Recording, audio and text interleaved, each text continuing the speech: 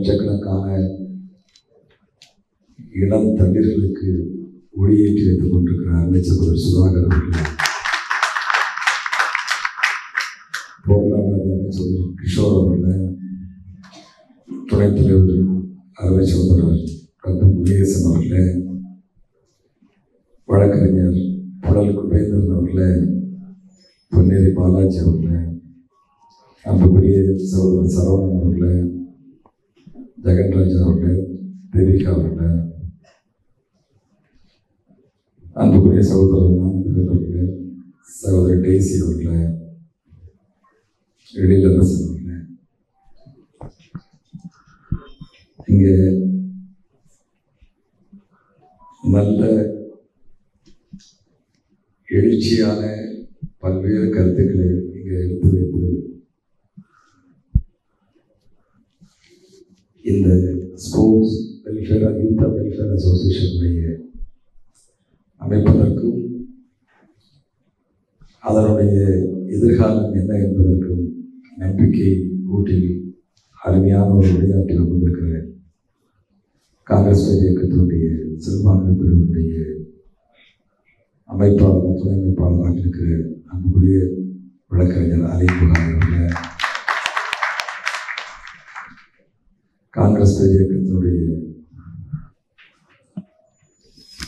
Research அமைப்பினுடைய தலைவராக இருக்கிற அன்புக்குரிய சகோதரர் மாணிக்கவாசன் அவர்கள், வருகை புரிந்திருக்கிற அனைவருடைய பெயரை சொல்ல வேண்டும் என்று சொன்னால் காலம் கடந்துவிடும். எனவே இங்கே வருகை புரிந்திருக்கிற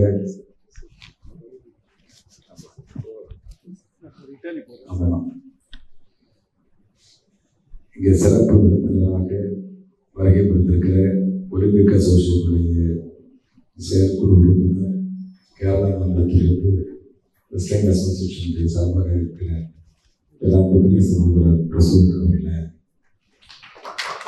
பல்வேறு விளையாட்டுகளில் இந்தியாவிற்கு பெருமையை சேர்த்துக் கொண்டிருக்கிற அன்புக்குரிய விளையாட்டு வீர வீராங்கனைகளை இங்கே அருமையான யோகா பயிற்சிகளை மிக எல்லோருக்கும் ஒரு படிப்படியாக பாடமாக எடுத்து அன்றைக்குரிய சகோதரர் வெங்கட்ராமன் கராத்தையில் தன்னுடைய உடல் வலிமை, தன்னுடைய மன வலிமையை இங்கே மிக எளிதாக எடுத்து காட்டியிருக்கிற அன்றைக்குரிய சகோதரி டேசி அவர்களை, வருகை வந்திருக்கிற அனைவரு பெரியவர்கள் நண்பர்களே, அத்தனை பேருக்கு என்னுடைய அன்புள்ள வணக்கத்தை நான் நினைவுபடுத்திக் கொள்கிறேன். ஒரு 2.5 ஆண்டுகளுக்கு முன்னர் என்னுடைய நாடாளுமன்ற தொகுதியில் ஒரு மேடையில் அன்புக்குரிய வழக்கறிஞர் அலிபுகாரி அவர்கள் பேசுவதை பார்க்கிற ஒரு வாய்ப்பினை நான் பெற்றேன். அந்த மேடையில் அவர் பேசிய கருத்துக்கள், அவர் எடுத்து வைத்த வாதங்கள் எங்கோ யாருக்கோ பயனற்றதாக போய்விடக்கூடாது, அது ஒருவகைப்படுத்தப்பட்டு தேசத்தினுடைய வளர்ச்சிக்காக, தேசியத்தை கட்டி காப்பதற்காக சரியான முறையில் சரியான தேசிய நீரோட்டத்தை கொண்டு சேர்க்கப்பட வேண்டும் என்று விரும்பி படிப்படியாக அவரோடு அன்பு கொடுத்து இறுதியில் இந்திய தேசிய காங்கிரஸ் இயக்கத்தில் அவரை இணைக்க ஒரு வாய்ப்பினை பெற்றவர் என்ற முறையில் இந்த விளையாட்டு மற்றும் இளைஞர்களுடைய சங்கத்தை ராகுல் காந்தி பேரில் துவக்கின்ற இந்த நிகழ்ச்சியில் அவர் பேசியதெல்லாம் கேட்கிற போது உள்ளபடியே மகிழ்ச்சியும் பூரிப்பும், எந்த எண்ணத்தோடு எதிர்பார்ப்போடு எந்த தொலைநோக்கு பார்வையோடு அவரை இந்த இயக்கத்தில் இணைக்கிற வாய்ப்பை நான் பெற்றினோம், அது நிறைவேறிக் கொண்டிருக்கிறது என்ற பார்த்து இந்த மகிழ்ச்சியும் அன்புக்குரிய தோழர்களே,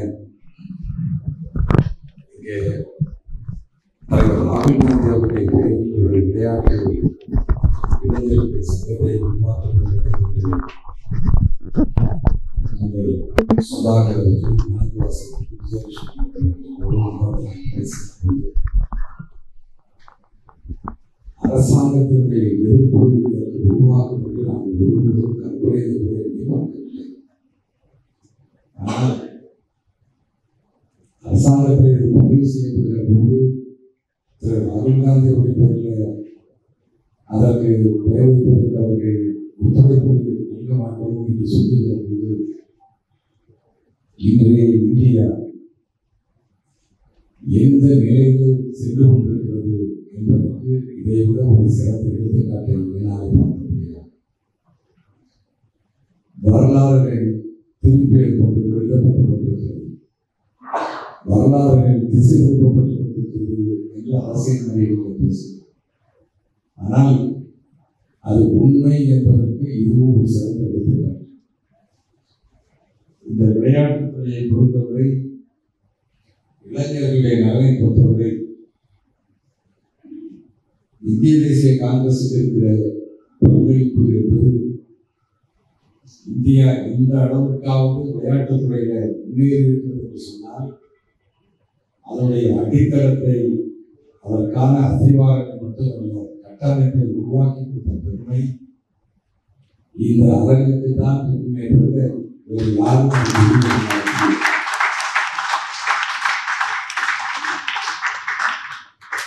ஏனென்று சொன்னால் அங்கே பார்க்கிறோம், தொலைக்காட்சிகளை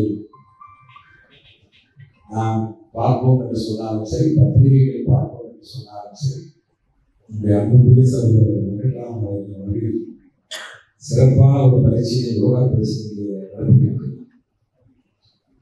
இதை பார்க்கிற உங்கள் உள்ளங்களில், உங்கள் மனதில் யாரோ ஒருவர் தொலைக்காட்சி முழுவதும் இந்த பயிற்சியை செய்து காட்டுவது போன்ற ஒரு தோற்றத்தை நீங்கள் பார்த்ததுதான் உங்களுக்கு நினைவுகளை வரும் என்று நான் நம்புகிறேன். ஆனால் எத்தனை பேருக்கு வரலாறு தெரியும் என்பதற்கு தெரியவில்லை. யோகா என்பது ஏதோ நரேந்திர மோடி அவர்கள் பிரதமராக வந்தவர்கள்தான் இந்த நாட்டிலே யோகா என்பதை இந்திய கலாச்சாரமாக ஏற்றுக்கொண்டு யோகாவிற்கு முக்கியத்துவம் கொடுத்தார்கள் என்பது போன்ற ஒரு தோற்றம் இன்றைக்கு இந்தியாவில் உலகம் முழுவதும் அது போன்ற ஒரு தோற்றத்தை பரப்பிக் கொண்டிருக்கிறார்கள். ஆனால் வரலாறு என்ன என்று சொன்னால், 1929 இந்திய தேசியத்தை, இந்திய நாட்டை சிற்பித்த நவ இந்தியாவுடைய சிற்பி பண்டித நேரு அவர்கள் 1929 யோகா பயிற்சியில் தன்னை ஈடுபடுத்தியது மட்டுமல்ல, அவர் அந்த நாட்டிற்கு தேசிய மற்றும் இளைஞர்களை உருவாக்குவதற்கு மனதளவில் மட்டுமல்ல, உடலளவிலும் மனதளவிலும் பயிற்சி பெற்று இளைஞர்களை உருவாக்குவதற்கு யோகா என்பதுதான் அந்த யோகா பயிற்சி அடிப்படையில் தேவை என்பதை 1929 அவரே அதை பயிற்சி பெற்று அன்றைக்கு அங்கே யோகா பயிற்சி விட்டு கொடுத்த மருத்துவராக இருந்து பிறகு யோகா பயிற்சி பயிற்றுநராக மாறிய சுவாமி விவேகானந்தா அவர்கள் சென்று அவரோடு இணைந்து அதற்கு பிறகு இந்தியா டிஸ்கவரி என்று பண்டித நேரு அவர்கள் எழுதிய புத்தகத்தில் கூட அன்றைக்கு மிக தெளிவாக யோகாவுடைய முக்கியத்துவத்தை மிக தெளிவாக எடுத்து வைத்திருக்கிறார் புத்தகத்திலே 1930 இன்றைய ஏறத்தாழ 90 ஆண்டுகளுக்கு பிறகு யோகா என்பது யாரோ கண்டெடுத்தது போன்ற ஒரு தோற்றத்தை இன்றைக்கு வரலாற்று புத்தகங்களை பதிக்கிறார்கள். இன்னும் சொல்ல போனால், சுதந்திர இந்தியாவில் 1952 பண்டித நேரு அவர்கள் பிரதமராக இருந்து ராஜ்யசபாவில் ஒரு தீர்மானம் கொண்டு வருகிறார்கள். யோகா என்பதை இந்திய மருத்துவ கல்வியில ஒரு பாடமாக கொண்டு வர வேண்டும் என்ற தீர்மானத்தை 1952 காங்கிரஸ் இயக்கம் பண்டிதர் நேரு அவர்கள் ராஜ்யசபாவில் தீர்மானமாக கொண்டு வந்தது. அதற்கு பிறகு 1953 அதை வலியுறுத்தி அதற்கான திட்டம் தீட்டப்பட்டு செயல்படுத்தப்பட்டது. இப்படி படிப்படியாக ஒவ்வொன்றையும் சொல்ல வேண்டும் என்று சொன்னால், வரலாற்றை சொல்ல வேண்டும் என்று சொன்னால், இன்றைக்கு எந்த அரசாங்கம் அல்ல, இனி வருகின்ற எந்த அரசாங்கம் எந்த திட்டத்தை தீட்டியிருந்தாலும் கண்ணை மூடி நம்மாலே ஆணித்தரமாக சொல்ல முடியும். அதற்கான அஸ்திவாரத்தை, அதற்கான கட்டமைப்பை உருவாக்கி கொடுத்தது காங்கிரஸ் கட்சியாகத்தான் இருக்க முடியும் என்பதை நம்மால் எந்த இடத்திலும் பேச முடியும். விளையாட்டுத்துறை, விளையாட்டு வீரர்களை ஊக்கப்படுத்த வேண்டும் என்பதற்காக 1961 துரோணாச்சாரியார்கள், அதற்கு பிறகு அர்ஜுனா விருது 1985 தலைவர் ராஜீவ் காந்தி அவர்களால் உருவாக்கப்பட்ட அர்ஜுனா விருது, அதற்கு பிறகு 92 காங்கிரஸ் கட்சி ஆட்சியில் இருக்கிற போது இன்றைக்கு இந்தியாவில் விளையாட்டு வீரர்களுக்கு அதிகமாக நிதி உதவியோடு அங்கீகாரம் கொடுக்கப்படுகிற ராஜீவ் காந்தி கேல் ரத்னா விருது 1992 காங்கிரஸ் கட்சியால் உருவாக்கப்பட்டது.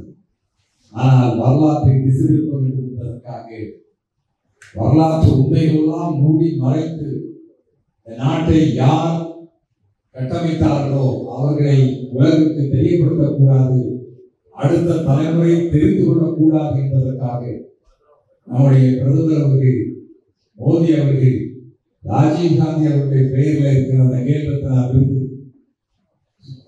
விளையாட்டுத் துறையில் சிறப்பாக இருக்கிற மனிதருக்கு வழங்கப்பட்ட 25 லட்சம் ரூபாய் மெடலோடு சேர்த்து கொடுக்கப்படுகிற அந்த விருதுடைய பெயரையே ராஜீவ் காந்தியுடைய பெயரை மாற்றிவிட்டு இன்றைக்கு தியாகராவுடைய பெயரில் அளித்தார்கள். நாங்கள் கேட்பதெல்லாம் ஒன்றுதான், நீங்கள் தியாகராவுடைய அங்கீகாரத்தை அவருடைய பெயரில் ஒரு விளையாட்டு வீரர்களுக்கான பரிசளிக்கின்ற அந்த திட்டத்தை அறிவிக்க வேண்டும் என்று சொன்னால் புதிதாக ஒன்று அறிவித்திருக்கலாம். ஆனால் ராஜீவ் காந்தியுடைய பெயரை மூடி மறைத்துவிட்டு அந்த திட்டத்தையே அப்படியே அது 25 லட்சம் ரூபாய் 92 அதற்கென்று ஒதுக்கப்பட்டது என்று சொன்னால் இன்றைக்கும் 20 ஆண்டுகளுக்கு பிறகும் அதுதான் அந்த 25 லட்சம் ரூபாய் நிதி தான் ஒதுக்குறீங்க. ஆனால் ராஜீவ்காந்தியுடைய பெயர் வந்துவிடக்கூடாது என்பது மட்டும்தான் உங்களுடைய கண்ணோட்டமாக இருந்தது. அப்படி சொல்லுகிற போது என்ன சொன்னார் என்று சொன்னால், ஹாக்கி வீரருடைய பெயர் நினைவுபடுத்த வேண்டும் என்பதற்காக செய்கிறோம் என்று சொன்னார்கள். ஒரு பக்கம் இங்கே ராஜீவ்காந்தியுடைய பெயர் இருட்டடிப்பு செய்யப்படுகிற போது குஜராத்தில் கட்டமைக்கப்பட்ட ஏற்கனவே அமைக்கப்பட்ட மிகப்பெரிய ஸ்டேடியமாக, மிகப்பெரிய விளையாட்டரங்கமாக இருக்கிற சர்தார் பட்டேல் அவருடைய பெயரில் அன்றைக்கு அமைக்கப்பட்டிருந்த அந்த ஸ்டேடியத்தினுடைய பெயரை மாற்றி நரேந்திர மோடி பெயரிலே அந்த விளையாட்டரங்கத்தை பெயரை சூட்டுகிறார். இதுதான் இந்த இந்தியாவுடைய நிலைமை. இதை நாம் யோசித்து பார்க்க வேண்டாம்.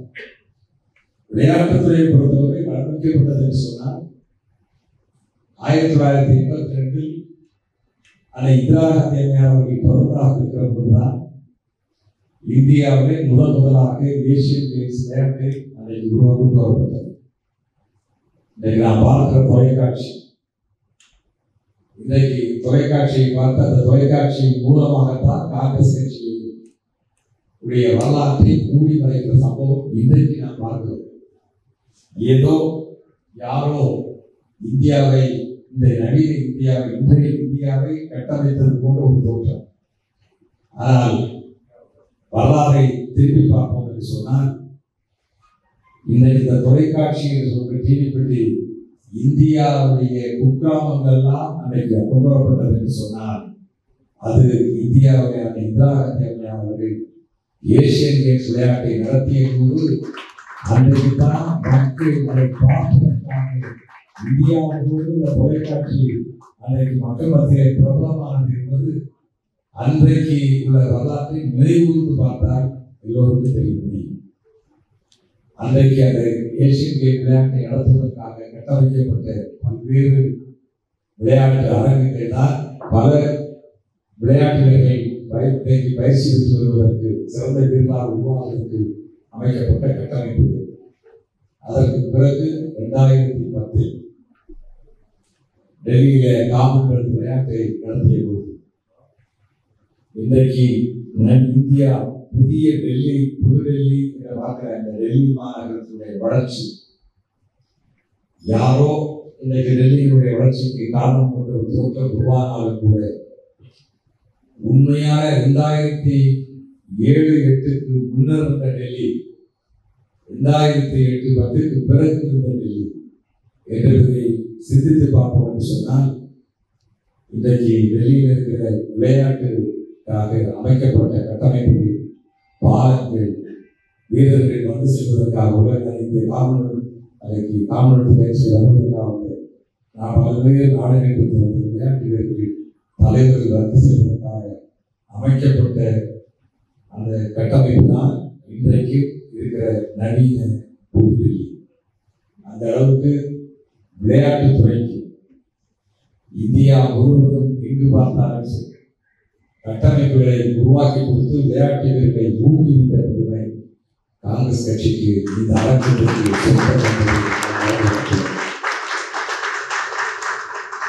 அதுபோலதான் இளைஞர்கள் அமைப்பு 100 துடிப்பு மிக்க, தேசப்பற்று மிக்க, வலிமையான தன்னம்பிக்கை இளைஞரை தாக்கி இந்த நாட்டை மாற்றி காட்டுகிறது என்று சொன்ன சுவாமி விவேகானந்தருடைய வழியில காங்கிரஸ் கட்சி சிந்தித்த வந்த காரணத்தினாலேதான், அன்னை இந்திரா காந்தி சிந்தித்த காரணத்தினாலேதான் நாளைய நவீன இந்தியாவை சரியான முறையில தேசப்பற்றும் உடல் வலிமையும் மன வலிமையும் பெற்ற இளைஞர்களை உருவாக்க வேண்டும் என்பதற்காக 1971 உருவாக்கப்பட்டதுதான் நேரு யுவ கேந்திரா.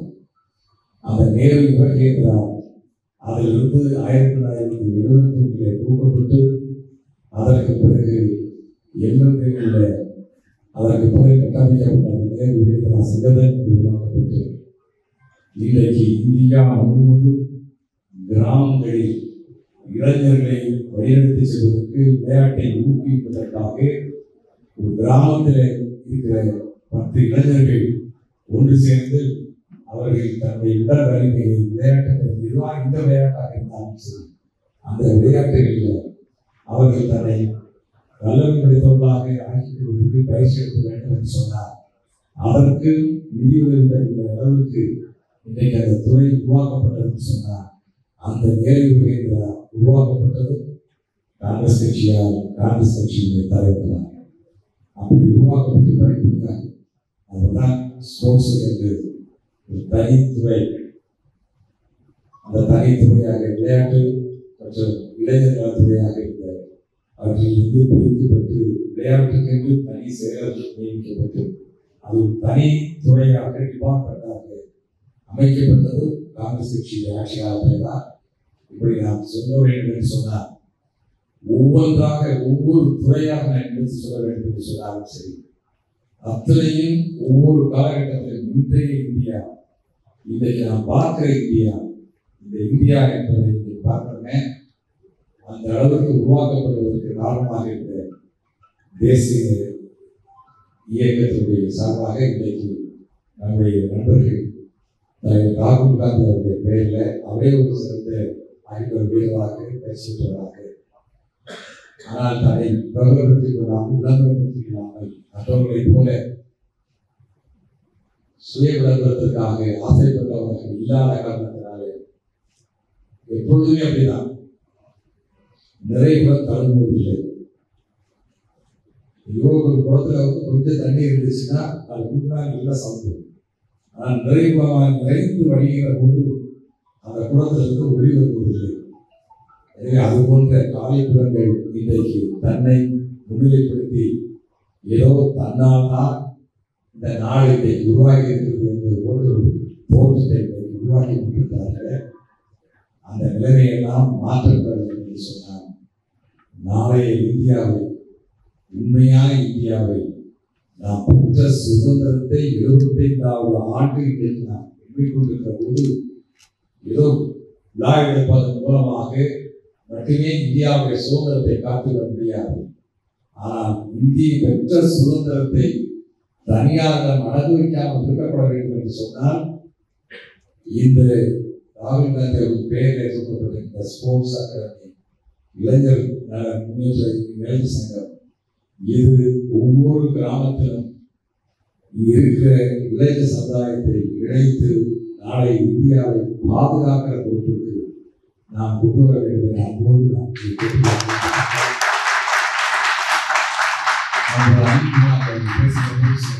இடத்திற்காக சொன்னார். நானும் ஒன்றை சொல்ல வேண்டும். இன்றைக்கு அக்னிபாத்தினுடைய ஆபத்து என்ன என்பது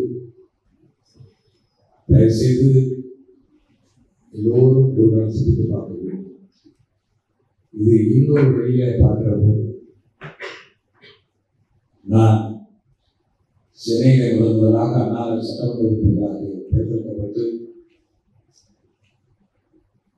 பல்வேறு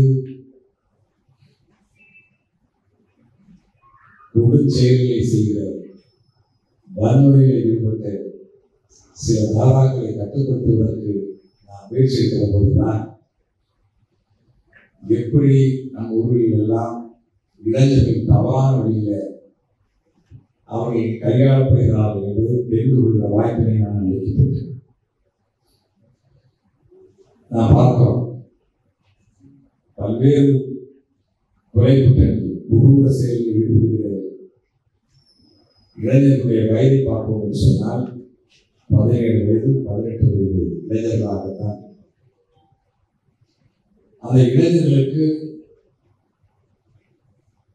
கூலிப்படையாக அவரை நாம் சொல்கிறோம், பத்திரிகைகள் சொல்றோம், கூலிப்படை. அந்த கூலிப்படை எப்படி தோன்றியது, எப்படி தோற்றுவிக்கப்படுகிறது என்பதை யாராவது எதையாவது எண்ணி பார்த்திருப்போமா என்பதை தயவுசெய்து எண்ணி பார்க்க வேண்டும். அது எப்படி என்று சொன்னால், யாரும் தெரிந்து நான் கூலிப்படையாக போக வேண்டும் என்று வரம் பெற்று இந்த மண்ணிலே பிறக்கவில்லை. எந்த பெற்றோரும் தன்னுடைய குழந்தையை கூலிப்படையிலே சேர்க்க வேண்டும் என்று விரும்பி பிள்ளையை கொண்டு சேர்க்கவில்லை. ஆனால் சமுதாயத்தில் சில தவறுதலான சில தனி மனிதர்கள், கொடூர எண்ணம் உள்ளவர்கள் செய்த காரணத்தினால்தான் தன்னையும் அறியாமல் ஒரு இளைஞன் அந்த கூலிப்படையிலே அங்கமாக மாறுகிறார். அது எப்படி என்று சொன்னால், அவர்கள் சிறு வயதில் இருக்கிற அந்த 15-16 வயது கடந்து பள்ளியை கடந்தவர்களே கல்லூரியை சென்று சேர்ந்த சிறு வயதில் வறுமை கோட்டில் இருக்கிற சிறுவர்களை, அந்த இளைஞர்களை சில அவருடைய பருவத்தில் இருக்கிற சில இளைஞர்களோடு சேர்ந்து நட்பு பாராட்டி அவரோடு நண்பராக சேர்வதற்கு இவர்கள் தூண்டிவிடப்படுவார். அப்படி நண்பராக தூண்டிவிடப்பட்டு அந்த வறுமை கோட்டிலே வாழுகிற அந்த இளைஞரை வாழ்க்கையின் கல்லூரியில் சேர்கிற போது பல செல்வத்தை குடும்பத்தில் இருக்கிற இளைஞர்களோடு அவர்கள் பழகுகிற அவருடைய வாழ்க்கை தரத்தை பார்க்கிற அந்த வாய்ப்பிலே இருந்து பார்த்து ஏங்கி இல்லையே என்று ஏங்கி கொண்டிருக்கிற இளைஞர்கள், அந்த இளைஞர்கள் அப்படி பார்த்து கொண்டிருக்கிற இளைஞர்களை தேடி கண்டுபிடித்து அந்த இளைஞர்களை நட்பு பாராட்டி சில நாட்கள் நண்பர்களாக பழகுவார். அப்படி பழகுகிற போது இவருடைய ஏற்றத்திற்கு காரணமாக இருக்கிற அந்த சில வசதி வாய்ப்புகள், நல்ல ஆடை, நல்ல ஹோட்டல்களை சென்று உணவு, நல்ல உணவு, அதுபோல பைக்கில் சுற்றி பார்க்கிற அந்த அந்த இளம்பருவத்தில் இடம்பெற்று விரும்புகிற அந்த சில சுகபோகங்கள், இந்த சுகபோகங்கள் எல்லாம் அந்த இளைஞர்களுக்கு அந்த இயக்கத்தில் இருக்கிற கிடைக்காமல் ஏங்கி கொண்டிருக்கிற அந்த இளைஞர்களுடைய எண்ணத்தில் அவர்கள் அனுபவிப்பதற்காக அந்த சுகபோகங்களை அவர்களுக்கு கொடுப்பார். அப்படி ஒவ்வொரு ஆண்டு காலம், ஒரு வருடம் அல்லது 1.5 வருட காலம் இது ஒன்று அவர்களுக்கு பார்த்தால் நல்ல தங்குவதற்கு கூட வீட்டில் கூட தங்க மாட்டாங்க. அவர்கள் எல்லாம் தங்குவதற்கு நல்ல ஏசி, நல்ல வீடுகளில் தங்க வைப்பார்கள், நல்ல ஹோட்டல்களை தங்க வைப்பார்கள், நல்ல உணவு 3 வேளைக்கு, நல்ல ஷூ, நல்ல ட்ரெஸ்ஸு. அப்படியே பைக்கில் அப்படியே இளமட்டம் அப்படியே சுற்றி பார்த்தாங்க. மகிழ்ச்சியின் உச்சத்தை உலகம் எல்லாம் அவனுடைய கையில் கிடைத்தது போன்ற ஒரு தோற்றத்தை அவன் மனதை உருவாக்க வேண்டும் என்று ஒரு 1.5 ஆண்டுகள் அதில் அடிமையாக அவன் அதனுடைய சுகமோகத்திலேயே தன்னுடைய வாழ்க்கை இதுதான் உலகம் என்று அவன் தெரிந்து தன்னுடைய பெற்ற தாய் தந்தையை கூட மறந்து வீட்டுக்கு சென்று தாய் தந்தையை பார்ப்பதற்கு கூட நேரம் இல்லாமல் இந்த சுகமோக வாழ்க்கையை வாழ்ந்து கொண்டிருக்கிற பொழுது திடீரென்று ஒரு நாள் கிடைத்து வந்து கொண்டிருக்கிற அனைத்து வசதிகளையும் திடீரென்று ஒரு நாள் மொத்தமாக அறுத்துவிடுவார். இவன் நீ வீட்டுக்கு போப்பா, யார் சொல்றாங்க செலவெல்லாம் பண்ண முடியாது, வீட்டுக்கு போட்டு ஒரு நாள் திடீரென்று மொத்தமாக கிடைத்து வந்த சுகமோகங்களை ஒரே நாளிலே அதை திருப்பிவிடுவார். அவன் அப்பொழுது வேண்டாம் வெறுப்பாக வீட்டுக்கு செல்வான். அப்படி வீட்டுக்கு செல்கிற போது அந்த வீடு அவனுக்கு நரகமாக தெரிகிறது. அந்த 1.5 ஆண்டு காலம் அந்த சுகமோகத்திலே அடிமையாகிவிட்டு போதையாகிவிட்ட தன்னுடைய பெற்றதாய் தான் வளர்ந்து அந்த அளவுக்கு உருவாக்கப்பட்ட அந்த இல்லமே அவனுக்கு ஒரு நரகமாக தெரிகிறது. அதற்கு பிறகு அவனால் அதை அந்த வீட்டிலே குடியிருக்க முடியவில்லை. மீண்டும் அவனுக்கு அந்த சுகமோகங்கள் தேவைப்படுகிறது. அதை தேடி நாடி செல்வான். அவர்கள் அப்பொழுது அவனை விரட்டி விடவில்லை, அவனை அங்கு சேர்க்க மாட்டார். அதுகாரம் நண்பராக பழகியவர்கள் கூட அவனிலிருந்து விலகி செல்வது போன்ற ஒரு தோற்றம் வரும். அப்படி இவராக தேடி தேடி அவர் பின்னாடி செல்வான். அப்படி செல்லுகிற போது ஒரு கட்டம் வந்த பிறகு சரி மீண்டும் இங்கே சேர்வதாக இருந்தால் நாங்கள் சொல்வதை நீங்கள் செய்ய வேண்டும் என்று அவரை கட்டாயப்படுத்துகிறார்கள். அப்படி கட்டாயப்படுத்துகிற போதுதான் அவன் ஒரு கூலிப்படையில அங்கமாக கொலை செய்வதற்கும் துணிச்சலோடு அதை செய்கிற ஒரு காலகட்டத்தை இன்னைக்கு உருவாக்கியது கூலிப்படையினுடைய தலைவர்கள். இப்படி சீரழிக்கப்பட்ட பல ஆயிரக்கணக்கான இளைஞர்களுடைய வாழ்க்கையை நாம் பார்க்கிறோம். அதை போன்ற கூலிப்படை தலைவராகத்தான் இன்றைக்கு இந்தியாவுடைய எதிர்காலத்தில் இந்த அகதிபார் திட்டமும் அமைந்துவிடும் என்பதுதான் இதனுடைய செய்தி. சொன்ன 17 வயது இளைஞனுடைய கையை அழைத்து 6 மாத பயிற்சி, 4 ஆண்டுகள் இராணுவத்தில் பணியாற்றுவதற்கு அதற்கு ஒரு மாதம் 30,000 ரூபாய் சம்பளம் கொடுத்து அவனை கையில் வைக்கிறார்கள். 4 ஆண்டுகள் நான் முடிந்த போது அவனை திடீரென்று வீட்டுக்கு அனுப்பிவிடுகிறார். அதற்கு பிறகு நீங்களே யோசிப்பாங்க, 17 வயதுல இளைஞருக்கு ஒரு 25,000-30,000 ரூபாய் கையில் கிடைத்து அவன் வாழ்க்கையில் சமுதாயத்தில் ஒரு அங்கீகாரத்தை பெற்று இராணுவ வீரன் என்ற முறையில சில வேளை நம்முடைய பகுதியில் இருக்கிற மக்கள் நமக்கு தெரிந்த விஷயம், கிராமப்புறங்களை பார்த்தா திருமணம் செய்து கொண்டு பெண் கொடுப்பதற்கு முன் வருவார்கள். அப்படி பெண் கொடுத்து அவனை திருமணம் செய்து வைத்து இராணுவத்தில் வீரன் அவர்களுடைய எதிர்காலம் இருக்கிறது என்ற நம்பிக்கையோடு செய்வார்கள். அதற்கு பிறகு 22 வயது அவன் பெற்றிருக்கிற அனைத்து சுகங்களும் அவனுடைய வாழ்க்கையில் அவன் எந்த இடத்துல இருக்கிறானோ அங்கே இருந்து எப்படி ஒரு கூலிப்படை தலைவர் கொடுத்த சுகபோகங்களை ஒரே நாளில் தன்னிடம் அந்த இளைஞர்களுக்கு பிடிக்க விடுகிறானோ அதுபோல அரசாங்கம் இந்த 3 கொடுத்து இளைஞர்களிடமிருந்து அதை ஒரே நாளில் பறித்து விட்டது என்று சொன்னால் அந்த இளைஞர் எதிர்காலத்தில் எந்த பாதையை செல்வான் என்று நாம் பார்க்க வேண்டும். இன்றைக்கு நான் என்னுடைய பாராளுமன்றத்தில் அந்த சமூக விரோத சம்பவத்தை நான் பார்த்து கொண்டிருக்கிறேன். இன்றைக்கு அரசுகள் நடத்துகிற வேலைவாய்ப்பு முகாம்கள், அந்த வேலைவாய்ப்பு முகாம்கள் என்பது மிகப்பெரிய ஒரு ஏமாற்று உத்தியாகத்தான் நான் எதிர்பார்க்கிறேன். அது எந்த அரசாங்கம் என்பதல்ல, யார் நடத்தினாலும் இளைஞர்களை ஏமாற்றுகிற சம்பவமாக நான் பார்க்கிறேன். ஏனென்று சொன்னால் ஒரு சாதாரண ஒரு எடுத்துக்காட்டுக்கு சொல்கிறேன். காங்கிரஸ் ஆட்சி காலத்தில் தொழிற்சாலைகள் வந்தது. ஐசிஎஃப் தொழிற்சாலை எடுத்துக்கொள்வோம் என்று சொன்னால் எத்தனாயிரம் பேர் அங்கே நிரந்தர பணியை வேலை பார்த்தார்கள் என்பது நாம் ஒரு எண்ணி பார்க்க வேண்டும். ஒரு வேலை ஐசிஎஃப்ல சேர்ந்து விட்டார் என்று சொன்னால் ஓய்வு பெறுவதை அவருக்கு நிரந்தரமான பணி, வாழ்க்கையில் ஒரு உத்தரவாதம் அவருடைய வாழ்க்கையில் கிடைக்கிறது. அதற்கு பிறகு ஓய்வூதியம் என்று படிப்படியாக வாழ்நாள் முழுவதும் அவனுக்கு வாழ்க்கையில் ஒரு உத்தரவாதம் கிடைக்கிறது. தனியார் தொழிற்சாலைகள் கடந்த காலங்களில் உருவாக்கப்பட்ட தனியார் தொழிற்சாலை டிவிஎஸ் என்று சொன்னால் நான் என்னுடைய தொகுதியை நான் பார்க்கிறேன்.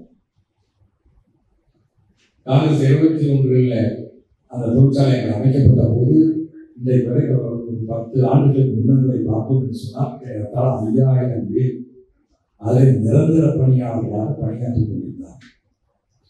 ஆனால் இன்றைக்கு போய் பார்ப்போம் என்று சொன்னால் ஒரு டிவிஎஸ் தொழிற்சாலை எடுத்துக்கிட்டால் நீங்கள் 500 பேர் கூட நிரந்தர பணியாளர். இது எவ்வளவு பெரிய சமூக விரோதம் என்பதை யாரும் எண்ணிப்பார்கள். இளைஞருடைய வாழ்க்கைக்கு மிகப்பெரிய ஆபத்து இருக்கிறது என்பதை இளைஞர்களும் உணர்ந்து கொள்ளவில்லை. காரணம் என்ன என்று சொன்னால் இது அரசாங்கமே செய்கிற ஒரு தவறாக நான் பார்க்கிறேன். அரசாங்கத்தில் டிபார்ட்மெண்ட் ஸ்கில் டெவலப்மெண்ட் என்பதற்காக நீம் என்பது வகையில் அவர்களுக்கு இளைஞர்களுக்கு பயிற்சி அளிக்கப்பட வேண்டும் என்ற எண்ணத்தில் அரசாங்கம் அதற்கு என்று ஒரு ஊதியத்தை கொடுத்து 2 ஆண்டுகள் அவர்களுக்கு பயிற்சி அளிக்கப்பட வேண்டும் என்று முறையில் திட்டத்தை கொடுத்தாலும் கூட இப்பொழுது முதலாளிகள் என்ன நினைக்கிறார்கள் சொன்னால் ஒரு நிரந்தர பணியாக இருக்கிற போது அவருக்கு மாத சம்பளம் ஒரு 10 ஆண்டுகள் கழிகிற போது 40,000 50,000 ரூபாய் ஒரு மாத சம்பளம். ஆனால் அதே இடத்துல நிரந்தர ஊழியரை அனுப்பிவிட்டு இந்த பயிற்சிகளில் பாலிடெக்னிக்கில் படிக்கிறவர்கள் கல்லூரியில் படிக்கிற வேலைவாய்ப்பு முகாம் மூலமாக வேலைக்கு அமர்த்துகிறார்கள். அமர்த்துகிறவர்களுக்கு கிடைப்பது 12,000 ரூபாய் ஊதியம். அந்த 20 வயது இளைஞர், அந்த இளைஞனுடைய பெற்றோர் அன்றைக்கு அந்த இளைஞன் கையில 20,000 12,000 ரூபாய் கிடைக்கிற போது மிகப்பெரிய குறிப்போடு சந்தோஷத்தோடு அந்த இளைஞனை அங்கே கைக்கு அமர்த்தி வச்சிருக்கிறார். அந்த இளைஞனும் வாழ்க்கையில் மிகப்பெரிய கனவோடு அந்த தொழில்நுட்பத்தை செய்கிறார். ஆனால் அவனுக்கு தெரியவில்லை இது கோயில்களில் மேற்கொள்ளப்படுகிற ஆடு எப்படி குறிப்பாட்டி எல்லாம் அதுக்கு போட்டு வைத்து பூ வைத்து அழகு பார்த்து கடைசியிலே அது பலிகள் ஆக போகிறது என்பது தெரியாமலேயே அது மகிழ்ச்சியோடு ஆடுவதை போன்ற நிலைமைதான் அந்த இளைஞருடைய நிலைமை. அந்த முறையில் பார்த்தீங்கன்னா நீங்கள் அது பயிற்சிக்கு 12,000 ரூபாய் ஒரு ஆண்டு காலம் அல்லது 2 அதிகபட்சம் போனால் 2 ஆண்டுகள் கூட எந்த தொழிலும் வைத்துக் கொள்வதில்லை. 1 வருடம் தான் வைக்கிறான். வைத்த பிறகு அவனை அனுப்பிட்டு புதுசாக அடுத்த வேலை வாய்ப்பு போனால் கல்லூரியில் போய் வேலை எடுப்பாங்க. திரும்பி அடுத்த இடையே நீங்க எண்ணி பார்க்க வேண்டும். 1 வருடம் நான் டிவிஎஸ்ல போய் வேலை பார்த்தேன், இல்லைன்னா அசோகரில் வேலை பார்த்தேன், இல்லை புதிய தொழில்நுட்பத்தை நான் வேலை பார்த்தேன் என்ற அங்கீகாரத்தோடு சமுதாயத்தில் சுற்றி விட்டு அதற்கு பிறகு அவன் கையில் வேலை இல்லாமல் லாட்டரி அடித்து போட்டு விட்டால் அவனுடைய வாழ்க்கையுடைய நம்பிக்கை தளர்வு என்பதல்ல, அவன் எந்த சமூக செயலுக்கும் அவன் தன்னை ஆளாக்க வேண்டிய ஒரு நிர்பந்தத்திற்கு அவன் தள்ளப்படுகிற ஒரு குடிய சமூக சீர்கேடு இன்றைக்கு அரசாங்கம் தெரிந்தே நடத்துகிற ஒரு மிகப்பெரிய ஒரு சமூக சீர்கேடு நடந்து கொண்டிருக்கிறது. ஏன் தெரிந்தே என்று சொன்னேன் என்று சொன்னால் இது அதைத்தான் நாங்கள் காங்கிரஸ் கட்சிக்கு ஏனி அரசியல் இயக்கத்திற்குமான வேறுபாடு என்ன என்பதை இதை நான் காங்கிரஸ் கட்சிக்காரர் என்பதற்காக சொல்லவில்லை. தயவு செய்து மனசாட்சி உள்ளவர்கள் அரசியல் எந்த கட்சியிலிருந்து அழைத்திருப்பவர் எந்த கட்சியில் இருக்கலாம், நாட்டு கட்சி சார்ந்திருக்கலாம். ஆனால் அரசியலை எல்லாம் தூக்கி வைத்துவிட்டு நடுநிலையோடு ஒரு கணம் சிந்தித்து பாருங்கள். அப்பொழுதுதான் உங்களுக்கு காங்கிரஸ் கட்சியுடைய முக்கியத்துவம், இந்த தேசத்திற்கு காங்கிரஸ் கட்சி ஏன் தேவை என்பது அப்பொழுதுதான் புரியும். ஏனென்று சொன்னால் காங்கிரஸ் கட்சி ஆட்சி காலத்தில் நிரந்தர வேலை என்று சொன்னாங்க. ஒரு தொழில் நிறுவனத்தில் நிரந்தர வேலை என்று சொன்னால் எவ்வளவு ஆகும்? 40,000 ரூபாய் 50,000 ரூபாய் சம்பளம் கொடுக்கும். ஒரு ஆளுக்கு 5,000 பேர் வேலை பார்க்குற இடத்துல அவ்வளோ சம்பளம் கொடுக்கும். இன்றைக்கு அந்த 40,000 50,000 ஊதியம் பெறுகிறவரை வீட்டுக்கு அனுப்பி வைத்துவிட்டு 12,000 ரூபாய்க்கு ஒரு இளைஞனை 18 வயது 19 வயது இளைஞனை வேலைக்கு அமர்த்துகிற போது அந்த ஒரு ஆள் செய்கிற வேலையை இந்த மூன்று பெரியவர்கள் செய்கிற வேலையை அந்த இளைஞர் வேலை வாங்குகிறார். ஏன்னா அவங்களுக்கு நம்பிக்கை நாளைக்கு நமக்கு பெர்மனண்டாக நிரந்தர பணி கிடைப்பதற்கு நாம் எவ்வளவு கடின உழைப்பை முதலாளி நம்பிக்கை பெறுவதற்காக வேண்டும் என்ற எண்ணத்தில் அவர்கள் அதை ஈடுபட்டு அதன் மூலமாக கடுமையான உழைப்பை கொடுத்து அப்படி பார்க்கிற போது ஒரு லேபரிடம் மட்டும் ஒரு முதலாளியுடைய லாபம் என்ன என்பதை தயவுசெய்து கணக்கு முடியும். குறைந்தபட்சம் 30,000 ரூபாய் ஒரு ஊழியர்கள் மட்டும். 10 ஊழியர் என்று சொன்னால் 3 லட்சம் ரூபாய். 100 என்று சொல்லுகிற போது 30 லட்சம். 1000 என்று சொன்னால் 3 கோடி.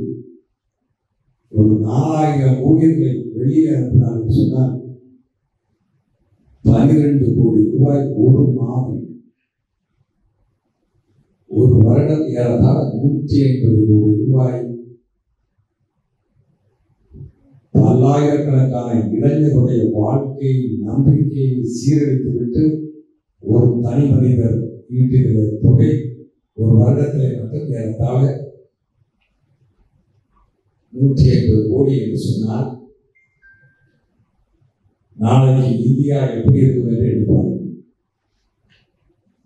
ஒரு படித்த இளைஞர், பாலிடெக்னிக் படித்த இளைஞர், ஒரு பிஇ படித்த இளைஞர்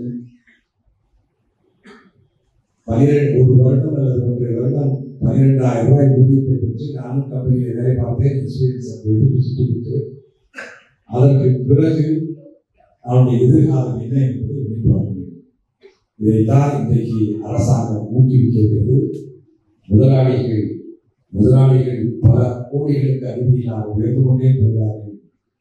ஏழைகள், நடுத்தர மக்கள் இன்றைக்கு நடுத்தர வர்க்கம் என்பதை இல்லாத சூழலுக்கு தள்ளப்பட்டுக் கொண்டு இளைஞர்கள் வாழ்க்கையில் தேசத்தின் மீது நம்பிக்கை இருக்கிற ஒரு சூழலை இன்றைக்கு உருவாக்குகிற ஒரு திட்டமாக எப்படி கூலிப்படை தலைவர் கடந்த காலங்களில் நாம் பார்த்த கூலிப்படை தலைவர் எந்த கான்செப்ட்ல அந்த கூலிப்படை உருவாக்குறாரோ அதே கான்செப்ட் இன்றைக்கு அரசாங்கமே தலைமையேற்று நடத்துகிற சூழலுக்கு நீங்கள் தள்ளப்பட்டுக் கொண்டிருக்கிறது. என்ன சொல்கிறார்கள்? அகரிபாத்தை பொறுத்தவரை நாளைக்கு முதலாளிகள் சொல்கிறார்கள், அம்பானி, அதானி, மஹேந்திரா போன்றவர்கள் என்ன சொல்கிறார்கள்? நாங்கள் நாளைக்கு வேலைக்கு அமர்த்துவோம் என்று சொல்கிறார்கள். ஆமாம், நாளைக்கு இளைஞர்களை வேலைக்கு அமர்த்துவார்கள். இந்த நிலைமையில் இது போன்று 12,000 ரூபாய் தருகிறேன், 15,000 ரூபாய் தருகிறேன் என்று இந்த ஊதியத்திலே தான் அவர்களுக்கு வேலை கிடைக்குமே தவிர அதைத்தான் ராணுவ வீரர்கள் பணியாற்றிய சில ஓய்வு பெற்ற ஊழியர்கள் கேட்டார்கள்.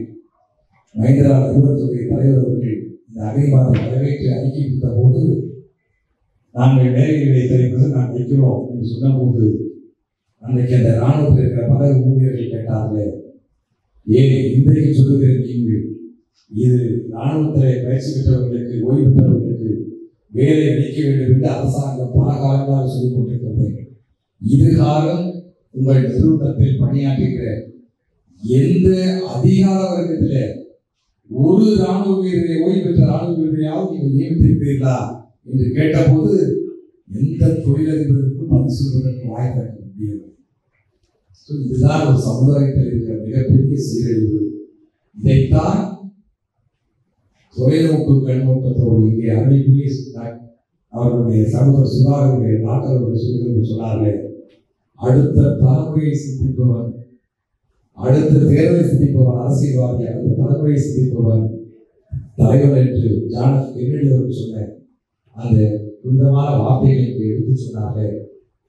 ஏன் தலைவர் ராகுல் காந்தி அவருடைய பெயரில் இந்த sports and youth welfare association வைக்கப்பட்டிருக்கிறது என்று சொன்னால் அடுத்த தலைமுறையை தலைவர் ராகுல் காந்தி சிந்தித்தார்.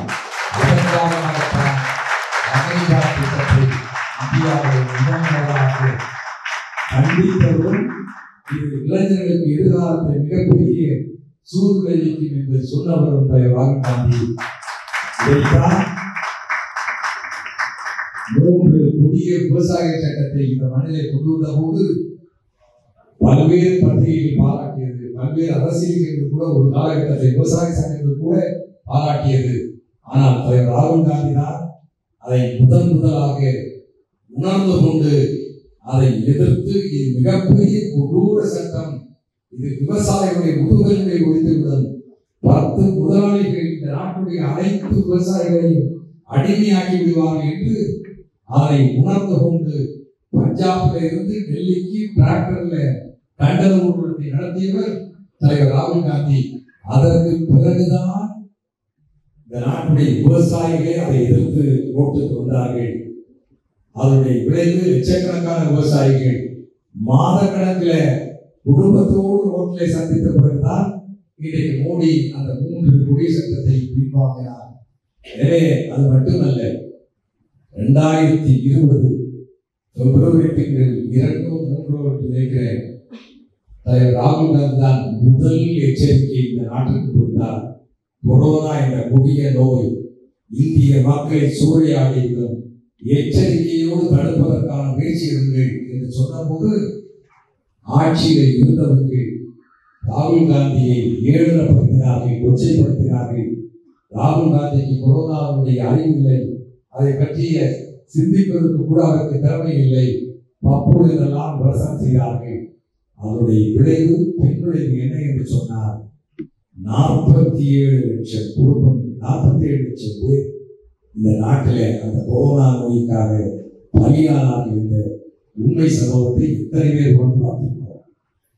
நம்முடைய உறவினர்கள், நண்பர்கள் யாராவது இறந்திருந்தால் மட்டும்தான் உங்களுக்கு தெரிந்திருக்க முடியும். இவருடைய சட்டமன்றத்தை நான் பார்க்கிறேன், ஒரே குடும்பத்தில் காவிரி குடும்பத்தில் ஒரு கூட்டு குடும்பத்தில் மட்டும் 7 பேர் மரணமடைந்தார். அதுபோல கிருஷ்ணகிரியில ஒரு தாய் தந்தை 2 மகன்கள் 4 பேரும் ஒட்டுமொத்தமாக அந்த கொரோனாவை பலியானது சமூகத்தையும் பார்த்துட்டு, அதுபோல உள்ளட்டி இருக்கிற பகுதியில் ஒரு தாய் தந்தை தன்னுடைய 2 பெண் குழந்தைகளுடைய கணவர்கள் ஆக 4 பேர் மரணமடைந்த சம்பவங்கள். இப்படி இவையெல்லாம் அரசுடைய புத்தகத்தில் இல்லை, அவையெல்லாம் கொரோனாவை மரணமடைந்ததாக இல்லை. ஆனால் 47 லட்சம் பேர் மரணமடைந்த அந்த கொடிய சம்பவம் நடந்தது.